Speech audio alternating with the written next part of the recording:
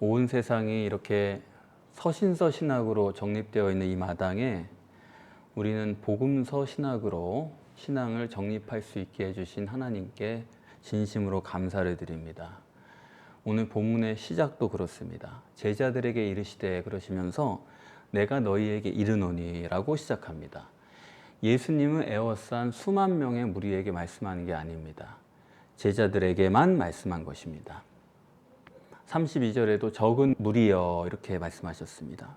수만 명 중에서 아주 적은 무리인 제자들만 따로 구별해서 그들에게 복음이요 신학을 정립하는 귀한 본문입니다.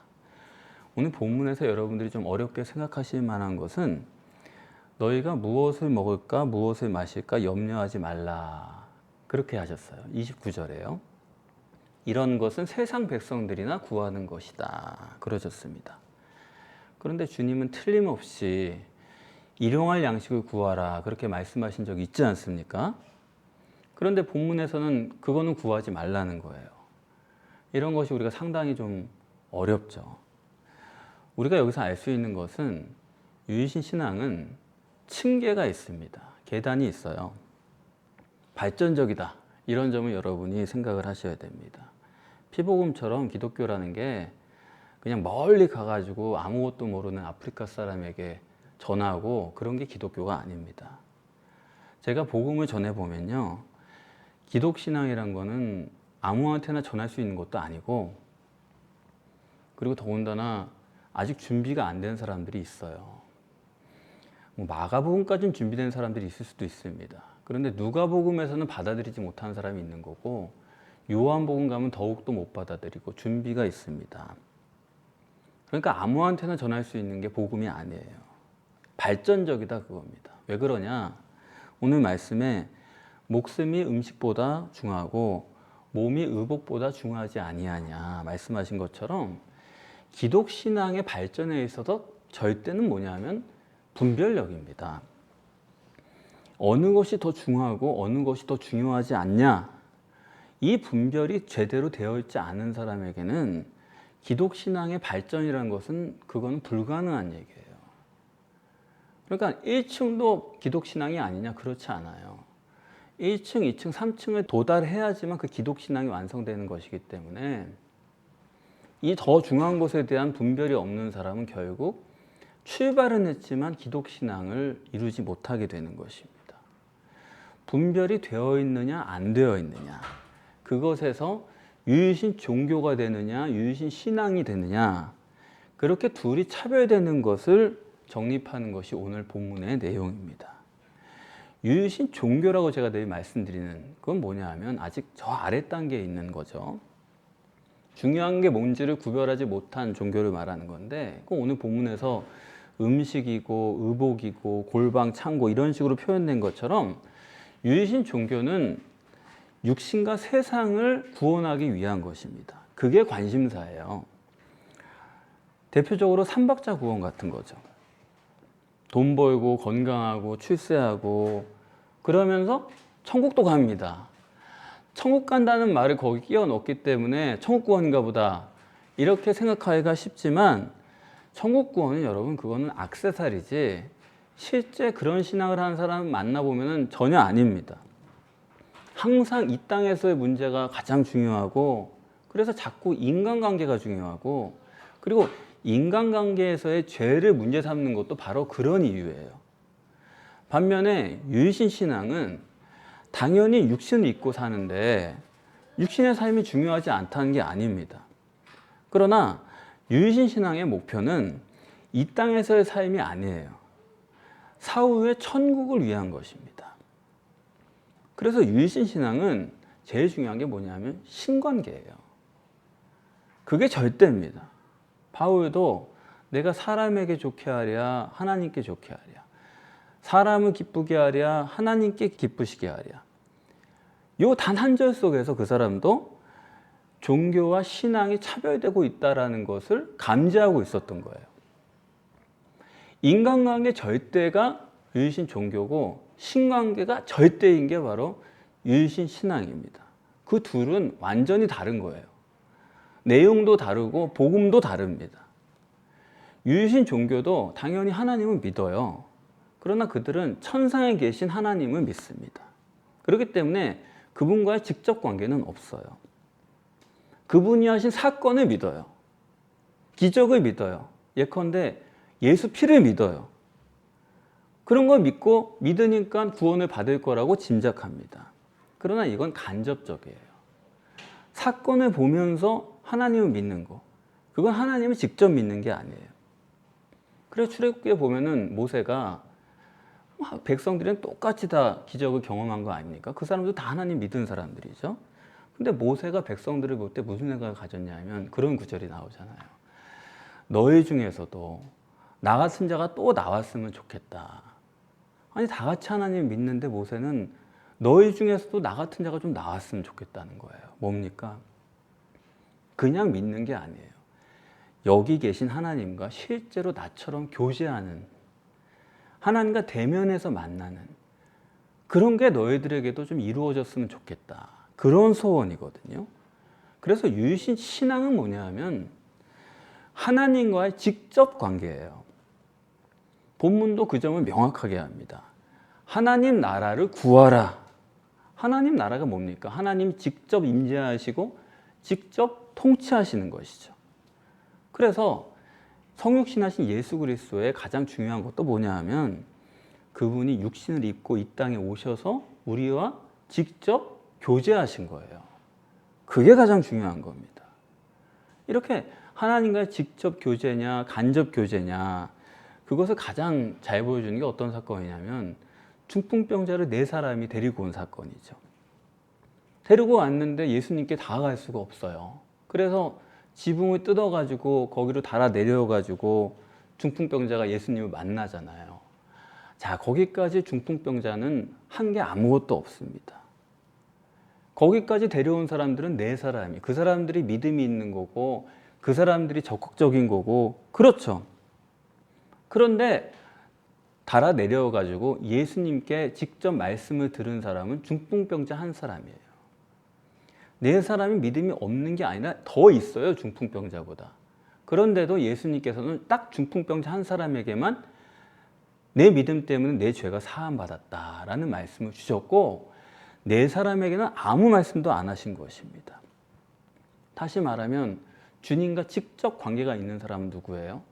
중풍병자 한 사람이고 4사람은 다 자기가 주님 믿고 적극적으로 행동도 했고 열심히 있고 그런 사람들이지만 실제로는 주님으로부터 아무 말씀도 못 들었고 주님을 대면한 적도 없는 것입니다. 다시 말하면 믿는 것 같은데 주님과 직접적으로 교제가 되는 사람은 4 중에 한 사람도 없었다는 것이고 중풍병자 한 사람뿐이다.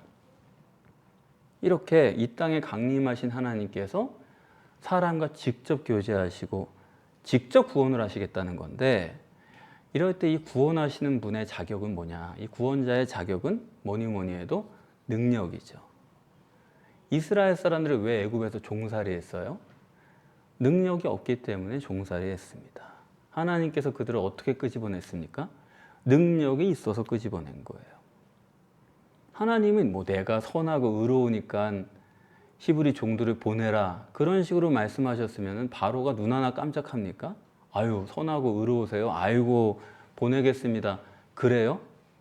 하나님의 능력이 있으니까 버티다 꼼짝 못하고 보내는 것이거든요. 그렇기 때문에 구원자는 역시 능력에 초점이 맞아야 되는 거예요. 그래서 흔히 무슨 기독교가 예수님이 처녀 몸에 잉태해가지고 무음하다 그런 얘기를 하는데 성경을 너무 잘못 알아요. 처녀 몸에 잉태한다고 해가지고 그게 선하고 악한 거랑 무슨 관련이 있습니까? 피가 선하고 악한 기준이랑 무슨 상관이 있어요? 처녀 몸에 잉태한다고 그 사람이 어디가 의로울 수가 있고 무슨 상관이에요 그게? 피에 무슨 바이러스가 없다는 얘기입니까? 말 같지도 않은 얘기를 하는 거죠. 그렇기 때문에 본문도 하나님은 어떻게 소개합니까? 선하고 의롭고 그런 분으로 소개 안 해요. 초점은 딱 하나예요. 능력입니다. 25절 26절에 너희 중에 누가 염려함으로 그 키를 한 자나 더할 수 있느냐, 그런즉 지극히 작은 하나라도 능치 못하거든, 이렇게 말씀합니다. 인간의 능력이 지극히 작다는 것은 이건 전혀 능력이 없다는 얘기죠. 인간은 뱁새예요. 우리가 뭐 육체적으로 대단한 걸 하는 것 같아도 그건 뱁새의 능력이에요. 인간 자신으로는 자기가 아무리 훈련하고 뭘 한다고 해도 별짓 다 해도 결국 구원은 안 됩니다. 그렇기 때문에 인간은 지극히 작은 능력으로도 아무것도 할 수 없다. 인간은 스스로 뭘 해가지고 이룰 수 있는 게 없다 이거예요. 그래서 예수님께서는 너희가 마음에는 원이로되 육신이 약하다 그렇게 말씀하셨잖아요. 선하고 의롭고 싶죠. 잘하고 싶죠. 그러나 그건 소원까지만이고 그것을 실제로 살 능력은 없습니다. 우리가 뭘 그렇게 사는 것처럼 착각하면 안 돼요. 하나님이 내 속에서 역사하시기 전까지는 아무리 작은 것도 우리는 자력으로 해낼 수 있는 능력이 전혀 없어요. 그러니까 구원이라는 건 그거는 불가능한 얘기죠. 그렇기 때문에 하나님께서 직접 우리를 구원하시겠다는 거거든요. 그럼 하나님께서 이렇게 직접 능력으로 역사해서 인간을 구원하시려면은 어떤 조건이 필요하냐? 예정론자들 논리처럼 그냥 무조건적으로 그게 아닙니다. 하나님은 인격적으로 화목한 자녀를 얻으시려는 것이 유일한 목적이기 때문에 육신의 인간이 반드시 하나님을 믿어야 되는 거예요. 하나님의 말씀을 옳게 여기는 그런 화목이 이루어져야 되는 것입니다. 근데 여기서 믿는다고 할 때 그 믿음의 대상이 하나님 자신이어야 되는 거지, 하나님이 행하신 일이나 어떤 결과물이나 그런 거를 믿는 거는 얘기가 좀 다른 것입니다. 아브라함도 성경 뭐라고 말했습니까? 아브라함이 하나님을 믿음에, 무슨 사건이 있었던 게 아니에요. 무슨 기적을 베풀어 준 게 아니에요. 너 내 말 믿고 나랑 같이 가자 했을 때 하나님을 믿음에, 하나님만 믿는 거예요. 요한복음 3장 16절도 예수 그리스도 자신을 믿으라는 얘기예요. 그런 거지 예수 피를 믿으라든지 무슨 사건이나 기적을 믿으라든지 이런 걸 믿고 따라가는 사람은 그건 저 아래 계단에 있는 거고 결국에는 사건이나 결과물을 믿는 것이지 하나님 자신을 믿는 것은 아니다, 그런 얘기입니다. 그래서 하나님 자신을 믿어야 되는데 하나님은 우리가 인격적으로 실제 믿으면은 그 다음에는 인격적인 분이니까 반드시 구하라는 거예요. 그래서 오늘 본문에 하나님 나라를 구하라. 하나님이 직접 오시고 직접 통치하시는 그것을 너희가 구하라. 그렇게 말씀을 하는 것입니다. 그런데 구하라고 할 때 유일신 종교도 당연히 구합니다. 그런데 유일신 종교는 어떤 것을 구하냐면 하나님의 역사의 결과로 육신이 건강하고 또 부자되고 출세하고 남에게 존경받고 이러한 하나님의 역사의 결과물을 구하는 게 유일신 종교예요. 그것만 되면 된다 이거예요. 그런 걸 통해서 하나님을 믿는 거죠. 오늘 본문에 따르면 그게 바로 일용할 양식을 구한다는 겁니다. 그런데 본문에서 말씀하는 참 놀라운 건요, 30절에 일용할 양식은 누가 구한다고요? 그거는 세상 백성이 구한다는 겁니다. 하나님을 믿어서 구하는 것 같은데 이렇게 결과물만 구하는 것은 실제로는 세상 사람, 이방인이나 똑같다라는 거죠. 유일신 종교에서 구하는 것은 결국 하나님의 역사의 결과만 구하는 거거든요. 그래서 그것만 이루어지면 되는 거지 신관계는 사실 아무런 필요도 없습니다. 그건 굉장히 작아요. 신관계라고 하는 거는 요만큼을 생각하고 결과만 크게 생각하는 거예요. 그게 유일신 종교예요. 그들의 신경 쓴 건 결국 인간관계뿐입니다. 여기서 내가 어떻게 되는가, 남들이 나를 어떻게 보는가, 이런 걸 생각하게 되는 거예요. 그러니까 신관계는 아주 줄이고 인간관계만 키우는, 그게 유일신 종교의 실상인데 삼박자 구원 같은 거죠. 여러분, 삼박자 구원이 뭐 이 땅에서 건강하고 출세하고 부자되고 그런 것이 성경적으로 그래도 어떤 근거가 있지 않을까, 성경적으로 그래도 뭔가 지지를 받는 그런 내용 아니겠나, 그 한 구절을 가지고 사실은 그 신학을 정립을 한 건데 그게 좀 성경의 지지를 받는 걸까, 이렇게 우리가 생각해 볼 수 있는데 여러분 구약에서 하나님을 어떻게 믿고 하나님께 어떤 걸 구했는지를 생각해 보면은 오늘날 기독교가 어떤 건지를 우리가 확실하게 알 수가 있습니다. 우선 구약에서는 구약 사람들이 믿는 하나님은 어떤 하나님이냐면요, 거기도 천상의 하나님은 아니에요. 물론 천상의 하나님은 믿죠. 그런데 그들이 생각하는 하나님은 뭐냐면 이 땅에 내려오신 하나님입니다. 구약도 이 땅에 강림하신 하나님을 그들이 믿는 거예요. 이스라엘 백성들이 자꾸 금송아지를 만드니까 그 사람들이 하나님 믿은 거 아닙니까? 하나님을 생각한 거예요. 그런데 금송아지를 만들어 대니까 하나님께서 모세에게 그러시잖아요. 야, 내가 가나안 땅은 너희랑 같이 안 가겠다. 내가 가다가 이거 하는 거 보니까 순식간에 다 진멸할 것 같다. 그러니까 너랑 같이 안 가겠다. 그러시니까 모세가 뭐라고 그래요? 하나님 함께 안 가시면 저도 안 갑니다. 아니 천상에 계신 하나님 같으면 뭐 그렇게 말해요? 아 그러셔요? 그러면 상관없습니다. 제가 가죠 뭐. 이렇게 하겠죠. 그런데 모세는 천상의 하나님이 아니고 이 땅에 나와 함께 계신 하나님을 경험한 사람이기 때문에 나랑 똑같이 가야 됩니다. 하나님 안 가시면 안 됩니다. 이렇게 나온 거거든요. 그래서 구약에서도 일반 백성들은 천상의 하나님을 믿은 거예요. 그분께 경배하고 그분께 찬송하고 제사 드리고 그랬지만 구약의 위대한 사람들, 진짜 신앙인들은 그들은 천상의 하나님을 믿은 게 아니에요. 이 땅에 와서 역사하시는, 때로는 보이게 그렇게 나타나신 하나님을 그들이 생각했다 이겁니다.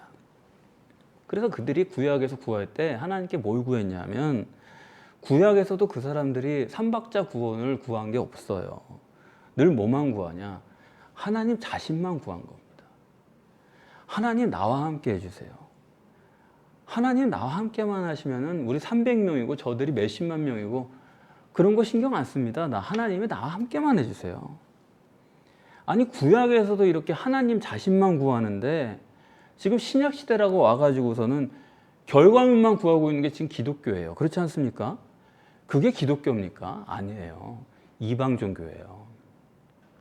오늘 본문에서 세상 사람이다 그렇게 말하지 않습니까? 오죽하면 예수님께서 그런 결과물 구하는 거 그거는 이방 백성들이나 하는 거지 그건 아니다.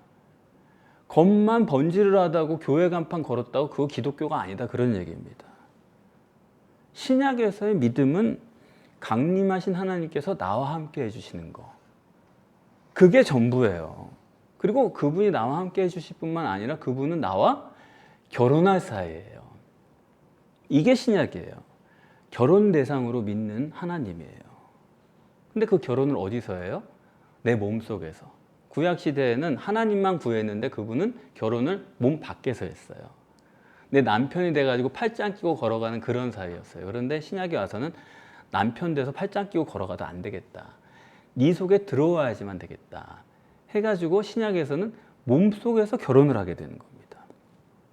그래서 본문에 너희들은 일용할 양식을 구하지 말라는 게 바로 그런 얘기예요. 전능하신 하나님 내 속에 들어와 있는 사람이 뭐 그런 걸 구하냐. 아니 하나님이 그거 모르시겠냐. 있어야 될 줄을 다 아시는 거 아니냐. 뭘 구하냐. 그런 얘기예요. 그렇기 때문에 무엇을 먹을까, 무엇을 마실까, 어디 살까 그런 거 구하지 말고 하나님 나라만 구해라.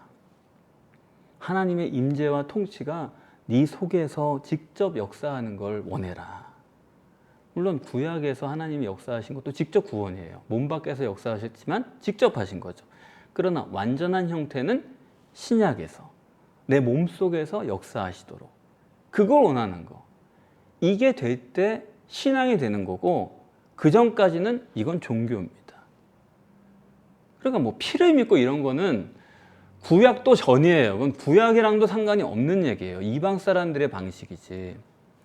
자, 그런데 이렇게 하나님께서 우리 몸속에 임재하실 때 어디에 임하세요? 우리의 심령에 임하시는 거 아니에요. 우리 몸속에 심령이 있거든요.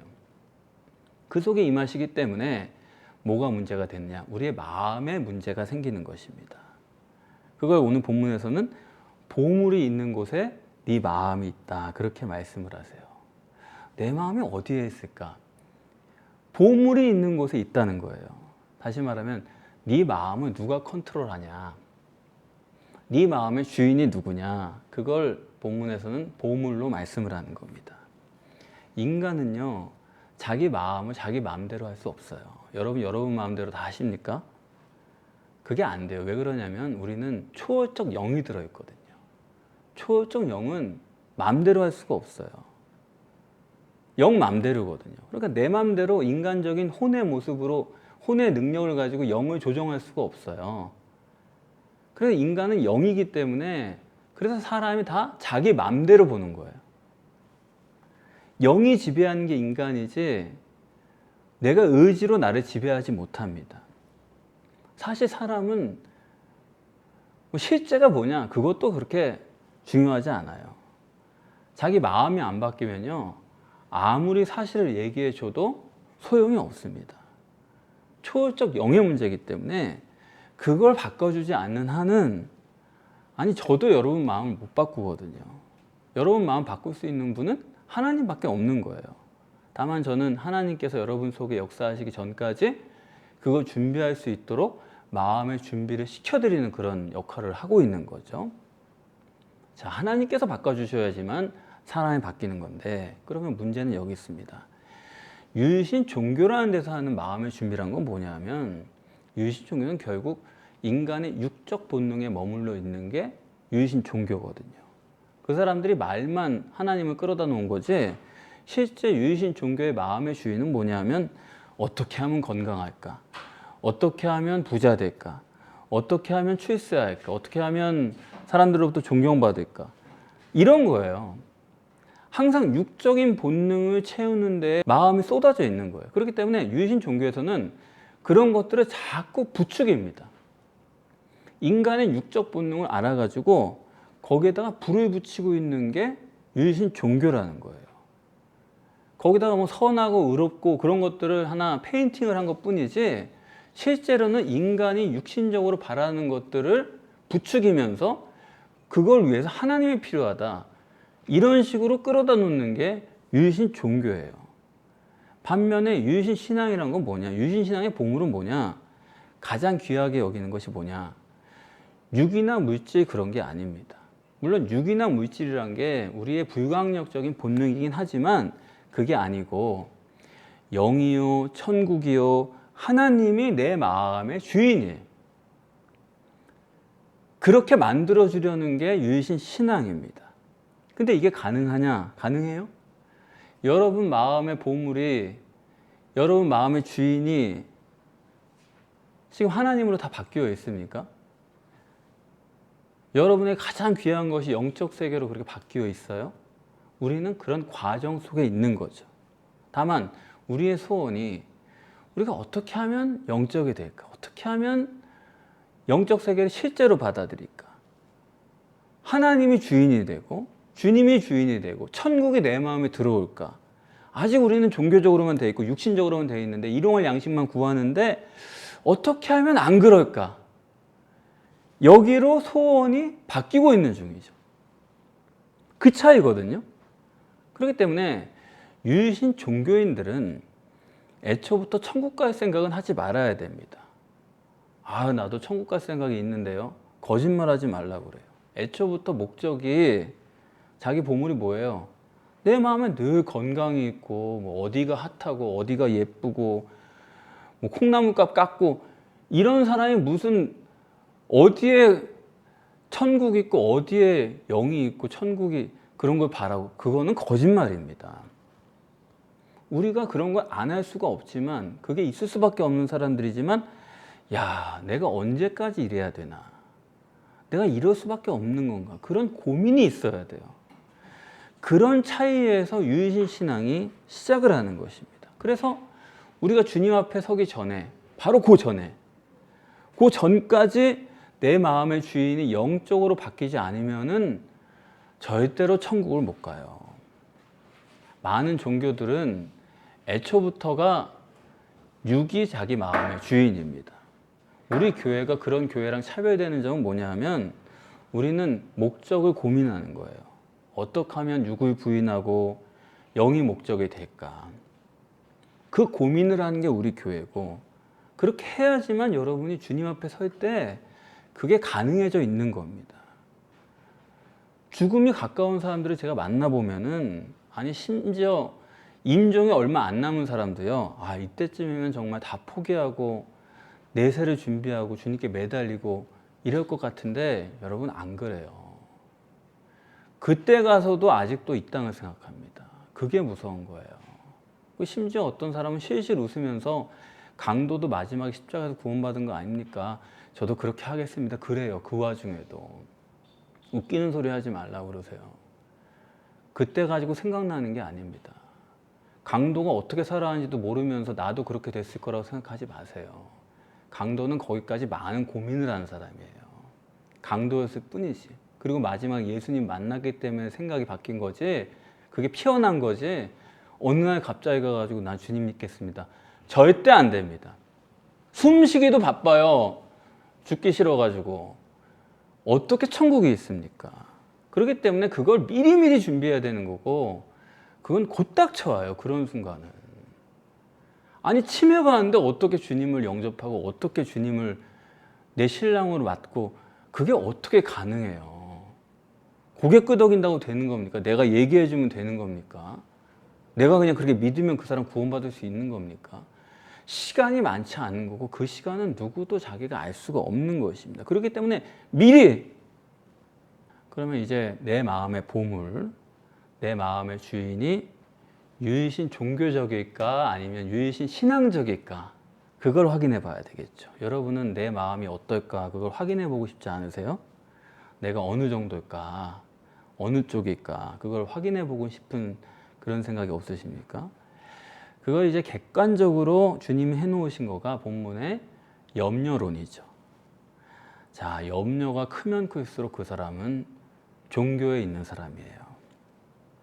염려라는 것은 헬라어로 메림나우라는 건데, 그거는 누스, 이성을 누른다라는 뜻이 있어요. 불안, 초조, 염려 이런 것은 감성적인 요소지 이성적인 요소가 아닙니다. 이거는 육신적이고 혼적인 요소지 영적인 요소가 아니에요. 그렇기 때문에 심령이 불안하고 염려하고 초조한 것은 그 사람 영적이 아니라서 그래요. 영적이 아니라는 건 뭐냐면, 그건 뭐냐면 분별력이 없다라는 얘기예요. 영적인 것을 계산에 넣지 않기 때문에 고만한 이성을 가지고 고만한 분별력을 가지고 생각하기 때문에 자꾸 불안, 염려, 초조가 찾아온다는 것입니다. 인간이라는 게 늘 가시적인 존재고 육체가 절대이기 때문에, 그런데 영은 어때요? 시공을 초월하거든요. 그렇기 때문에 인간 누구도, 그 사람이 가난하건 부자건 간에 마음은 항상 불안하고 초조하게 되어 있습니다. 그래서 대부분의 사람들이 종교를 가질 때 뭐라고 그래요? 당신 왜 교회 나옵니까? 그러면 마음이 편하려고요. 그러잖아요. 종교가 잘하는 밭은 뭐냐면 사람의 마음의 불안과 초조와 염려예요. 불안과 초조의 염려, 그 밭 속에, 거기에 뿌리를 받고 그걸 이용해서 자라는 게 종교입니다. 그걸 해결해 줄 수 있는 것처럼 자꾸 얘기를 하는 거예요. 그럼 사람이 거기에 매달리는데, 사람이 불안하고 마음이 초조하고 자기가 할 수 있는 게 없으면은 신을 의지할 수밖에 없죠. 그런데 실제로는 그게 신을 의지하는 게 아니고 자기 마음의 주인은 이미 육으로 되어 있잖아요. 그러니까 하나님을 의지하는 것 같지만 실제로는 육이 주인이 돼가지고 그걸 해결하기 위해서 하나님을 끌어다 놓는 겁니다. 그러니까 사람이 만약에 육을 포기한다고 생각해 보세요.